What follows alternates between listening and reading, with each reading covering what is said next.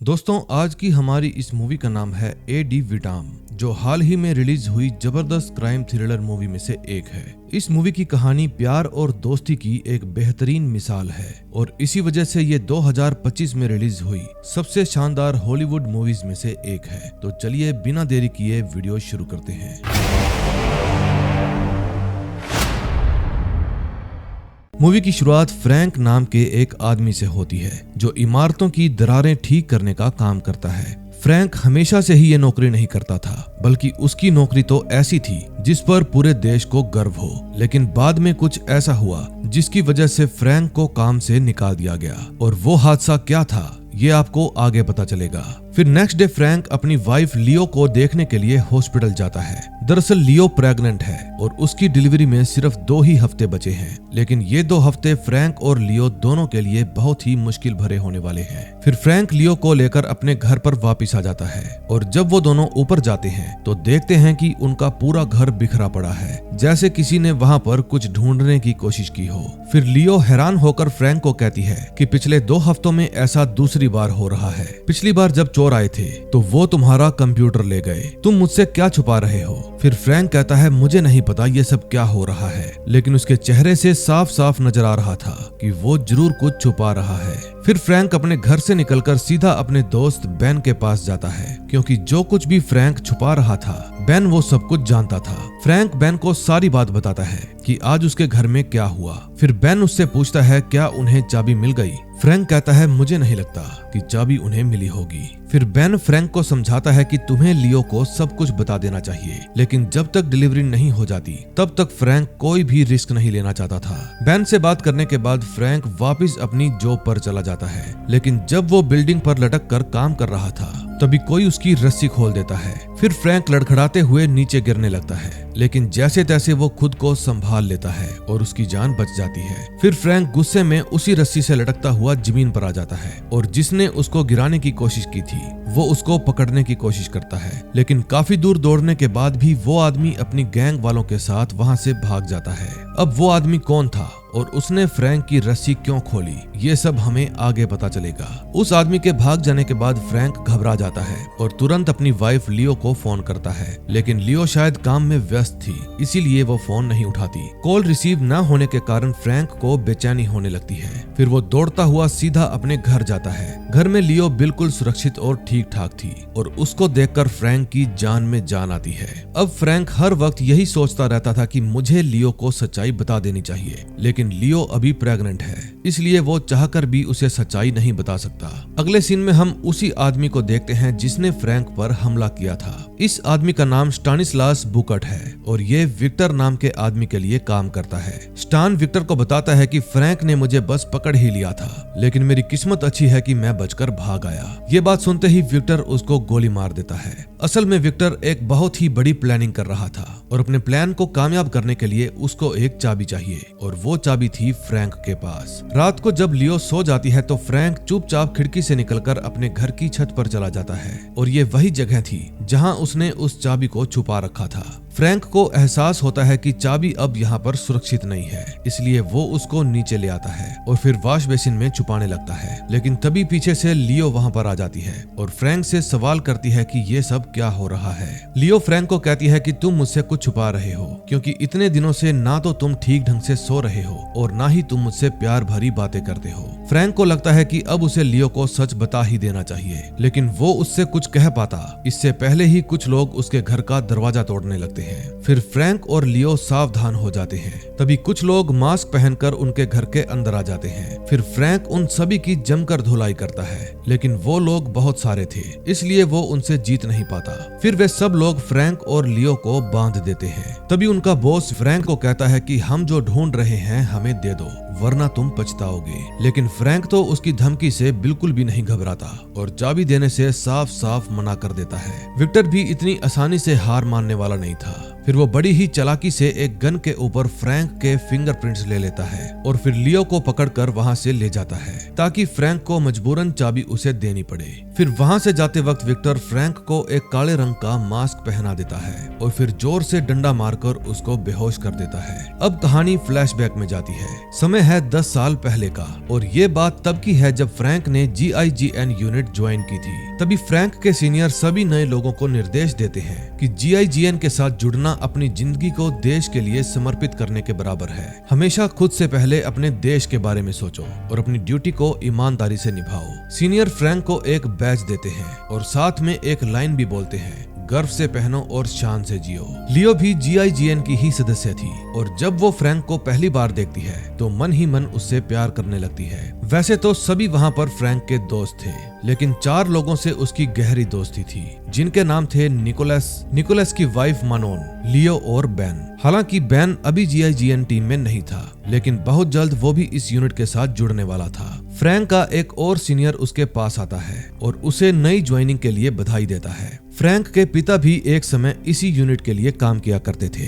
लेकिन जब फ्रैंक 8 साल का था तब वो गुजर गए। फिर फ्रैंक का सीनियर उसको उसके पिता का बैज देता है और कहता है कि मैंने इसे बहुत संभाल कर रखा था। फ्रैंक उस बैज को देखकर बहुत ही खुश हो जाता है क्योंकि उस बैज के पीछे उसके पिता ने अपने हाथ से अपना नाम लिखा था, एडी विटाम। अब तक आपको समझ में आ ही गया होगा कि इस मूवी का नाम एडी विटाम क्यों है, लेकिन आगे की कहानी इस मूवी के नाम से बिल्कुल अलग है। GIGN के हर ऑफिसर को हर रोज कड़ी ट्रेनिंग करवाई जाती थी, चाहे वो लड़का हो या फिर लड़की, जिनमें बॉक्सिंग, शूटिंग, डाइविंग, क्लाइंबिंग, हर तरह की ट्रेनिंग मौजूद थी ताकि वो लोग अपने हर दुश्मन के साथ लड़ सके। GIGN में मिशन पूरा करने के लिए ज्यादातर लड़कों को ही भेजा जाता था क्योंकि लड़कियां दुश्मनों से फोन पर बातचीत करके उन्हें फंसाने का काम करती थी। फ्रैंक और लियो ने एक साथ मिलकर कई सारे मिशन पूरे किए और इसी दौरान वे एक दूसरे के साथ और भी ज्यादा करीब आ गए। कुछ समय बाद बेन नाम का एक ऑफिसर GIGN यूनिट के साथ जुड़ जाता है क्योंकि बेन के अंदर वो सारी काबिलियत थी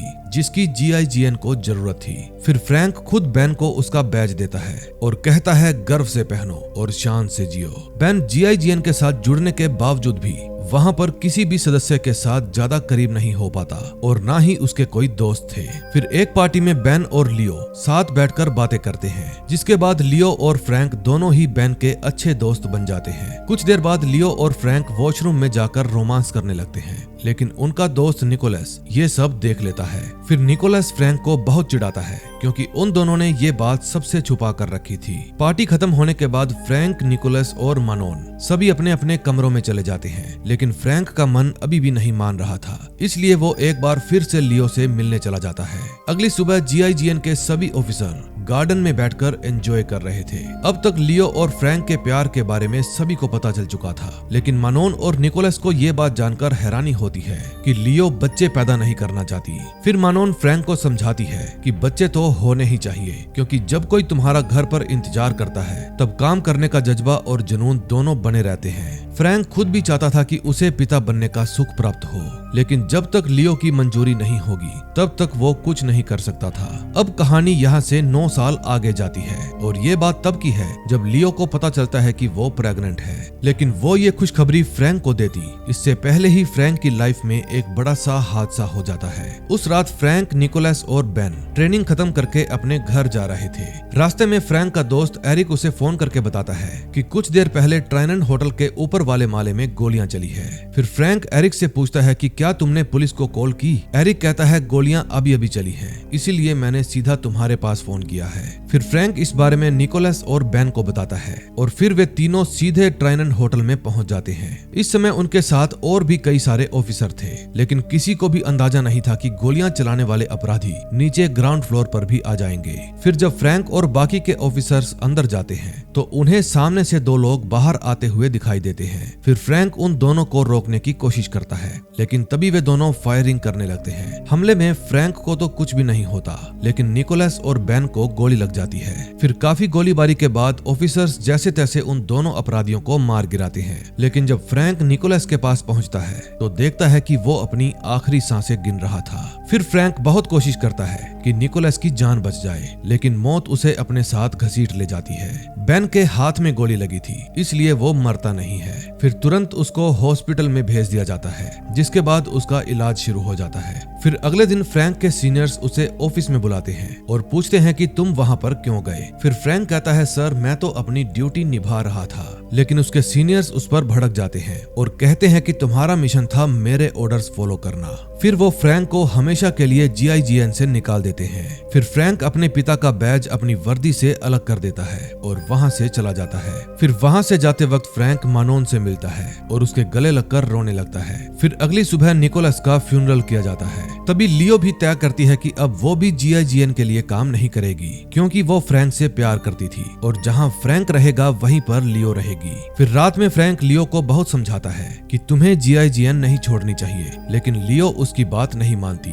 फिर फ्रैंक लियो पर गुस्सा हो जाता है और वहां से अपने दोस्त बेन के पास चला जाता है। फिर बेन फ्रैंक को बताता है कि मुझे भी GIGN छोड़नी पड़ेगी, क्योंकि गोली लगने की वजह से अब मेरा ये हाथ पूरी तरह से जोर नहीं ले पाएगा।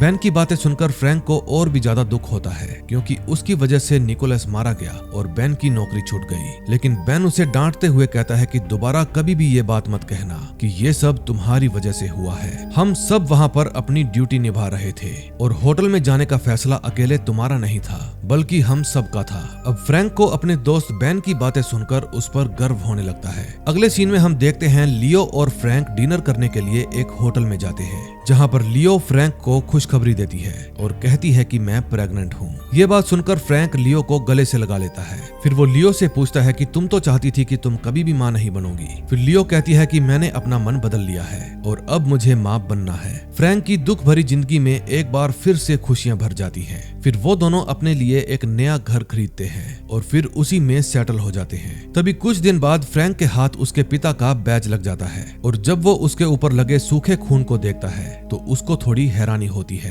फिर बाद में उसे याद आता है कि ये खून तो उन दोनों अपराधियों का है जिनको फ्रैंक ने उस रात मार गिराया था। फिर फ्रैंक तुरंत उस ब्लड सैंपल को लेकर एक हॉस्पिटल जाता है और वहां उसका टेस्ट करवाता है, लेकिन रिपोर्ट में जिस आदमी की तस्वीर आती है उसको देखकर फ्रैंक के होश उड़ जाते हैं। दरअसल वो खून सलीम लखदावी नाम के एक आदमी का था, जो DGSI स्पेशल फोर्स का मेंबर था। बेन को पहले से ही शक था कि उस दिन जिन दो अपराधियों ने हमला किया था वे कोई आम लोग नहीं थे, क्योंकि उनके लड़ने का तरीका स्पेशल ऑफिसर्स के जैसे था। फिर बेन फ्रैंक को समझाता है कि इन सब से दूर रहो, क्योंकि अगर ये बात मीडिया के सामने आ गई तो तुम्हारी और लियो की जान को खतरा हो जाएगा। फिर फ्रैंक लियो और अपने बच्चे को लेकर थोड़ा घबरा जाता है, जिसके बाद वो एडी विटाम का बैज और ब्लड रिपोर्ट एक लॉकर में रख देता है। लॉकर की चाबी किसी के हाथ ना आए, इसलिए फ्रैंक उसको अपनी छत पर छिपा देता है। लेकिन एक ना एक दिन तो ये बात सामने आनी ही थी। फिर कुछ दिन बाद फ्रैंक और लियो बहुत ही खुशी के साथ निकोलस के छोटे बेटे का जन्मदिन मनाते हैं। तभी मनोन अकेले में फ्रैंक को बताती है कि मेरा बड़ा बेटा एंटोनी यहाँ पर नहीं आना चाहता था, क्योंकि वो तुमसे बहुत नाराज है। मनोन की बातें सुनकर फ्रैंक तुरंत एंटोनी से मिलने जाता है और वहाँ जाकर उसे माफी मांगता है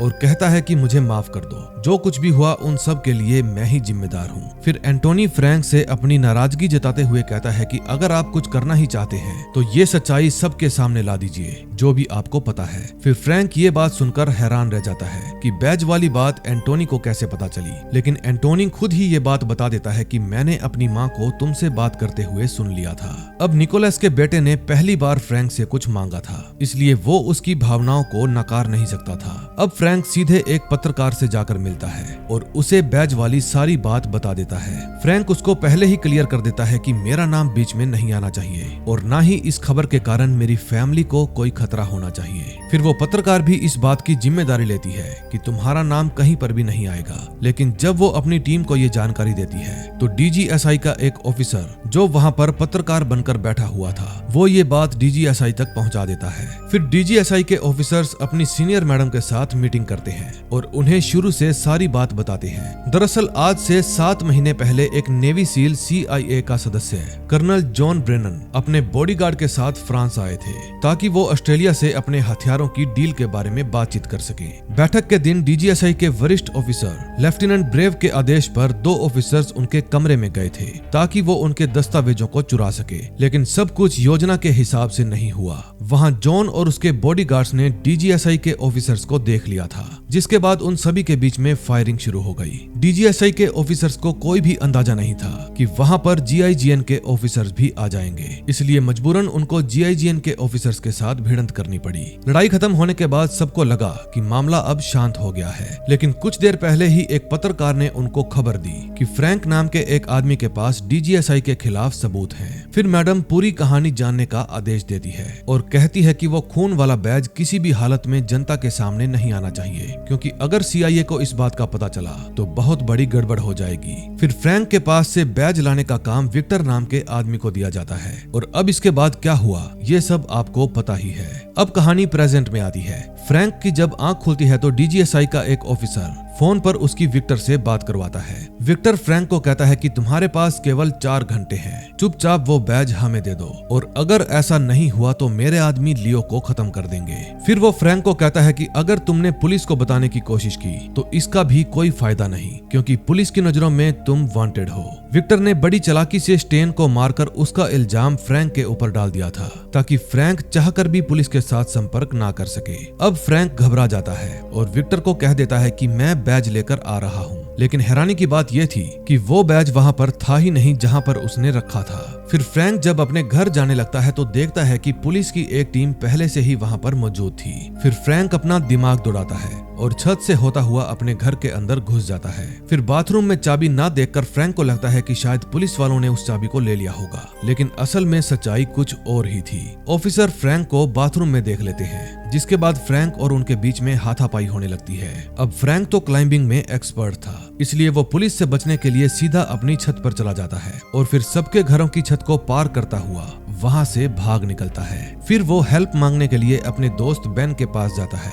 क्योंकि उसे पूरा यकीन था कि बेन उसका साथ जरूर देगा। फिर उसकी बातें सुनने के बाद बेन कहता है डरो मत और जाकर विक्टर को कह दो कि तुम सबूत लेकर आ रहे हो। अब बेन ने पूरा प्लान पहले से ही सोच लिया था। फिर वो फ्रैंक को जीआईजीएन का दूसरा बैज देता है, जिसके बाद फ्रैंक उस बैज में अपना खून लगाकर उसे सूखने के लिए प्लास्टिक वाले बैग में डाल देता है, ताकि डीजीएसआई वालों को कोई भी शक ना हो।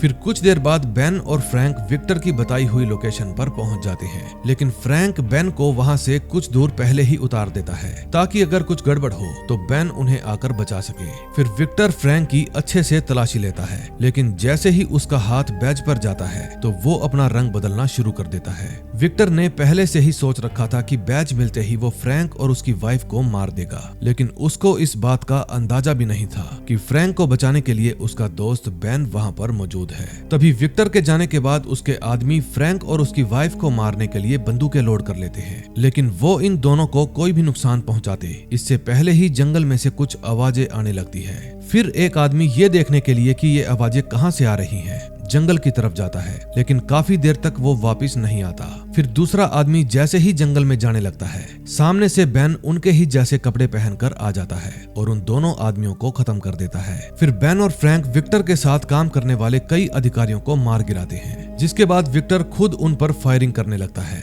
फिर जैसे तैसे वो लोग वहां से बचकर भाग निकलते हैं, लेकिन विक्टर तब भी उनका पीछा नहीं छोड़ता। तभी फायरिंग के दौरान लियो के हाथ में गोली लग जाती है और ये देखकर फ्रैंक गाड़ी से नीचे कूद जाता है, क्योंकि विक्टर को सिर्फ और सिर्फ फ्रैंक चाहिए था, लियो और बेन नहीं। तभी विक्टर भी अपनी चालाकी दिखाता है और खुद फ्रैंक के पास रुककर अपने ऑफिसर्स को बेन का पीछा करने के लिए भेज देता है। तभी पुलिस वाले भी फ्रैंक को ट्रेस करते हुए वहां पर आ जाते हैं, लेकिन तभी विक्टर पीछे से आकर उन दोनों पुलिस वालों को गोली मार देता है। तभी फ्रैंक उन पुलिस वालों में से एक की बाइक लेकर वहां से भाग निकलता है। फिर विक्टर भी बिल्कुल ऐसा ही करता है। फिर जब फ्रैंक विक्टर और पुलिस वालों से बचता हुआ भाग रहा था तो दूसरी तरफ बेन लियो का हौसला बढ़ा रहा था, ताकि वो बेहोश ना हो। कुछ दूर तक पीछा करने के बाद विक्टर लौट जाता है, क्योंकि फ्रैंक को अब पुलिस ने चारों तरफ से घेर लिया था। फ्रैंक को समझ में नहीं आ रहा था कि अब वो क्या करे, लेकिन तभी उसकी नजर एक एयर ग्लाइडर पर पड़ती है, जिसके बाद फ्रैंक सीधे उस पर बैठकर वहां से उड़ जाता है। फिर विक्टर और डीजीएसआई के कई ऑफिसर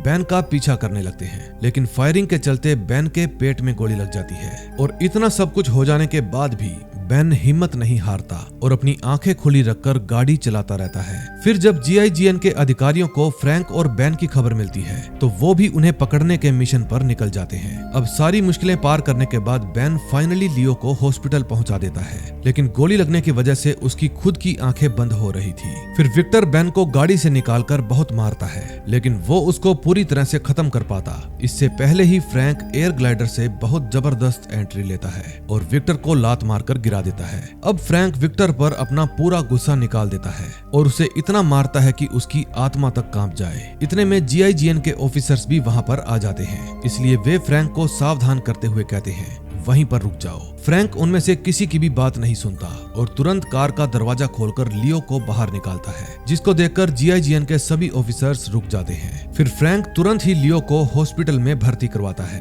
जिसके बाद लियो और बेन दोनों का ही इलाज शुरू करवाया जाता है। तभी GIGN के ऑफिसर्स फ्रैंक को अपने साथ ले जाते हैं, क्योंकि उस पर स्टेन की हत्या का आरोप था। अब कहानी कुछ दिन आगे जाती है। तभी हम देखते हैं कि लियो फ्रैंक को मिलने के लिए जेल में जाती है। फ्रैंक भी अपनी फूल सी बच्ची को देखकर बहुत खुश होता है। फिर लियो फ्रैंक को बताती है कि वो चाबी मैंने ही छुपाई थी और ये काम मैंने तब किया जब विक्टर के आदमी तुमसे लड़ रहे थे। फिर लियो वो चाबी पुलिस को दे देती है और फिर पुलिस वाले असली एडी विटम का बैज लॉकर से निकाल लेते हैं और अब ये बात साबित हो जाती है कि फ्रैंक निर्दोष है। जेल से छूटने के बाद फ्रैंक सीधा लियो और अपनी बच्ची से मिलता है, लेकिन कोई और भी था जो उनके खुशहाल परिवार को दूर खड़े खड़े देख रहा था और इस शख्स का नाम था बेन। इसी के साथ इस मूवी का एंड हो जाता है। दोस्तों, आज के समय में बेन जैसा दोस्त मिल पाना लगभग नामुमकिन है। फ्रैंक की वजह से उसको 2 बार गोली लगी, लेकिन फिर भी उसने फ्रैंक का साथ नहीं छोड़ा। दोस्तों, मैं तो इस मूवी का असली हीरो बेन को मानता हूँ। आपके इसके बारे में क्या विचार हैं? कमेंट में जरूर बताइएगा। और अगर मूवी पसंद आई हो तो वीडियो को लाइक करके चैनल को सब्सक्राइब कर देना। हम मिलेंगे नए दिन नई स्टोरी के साथ। Till then, bye bye.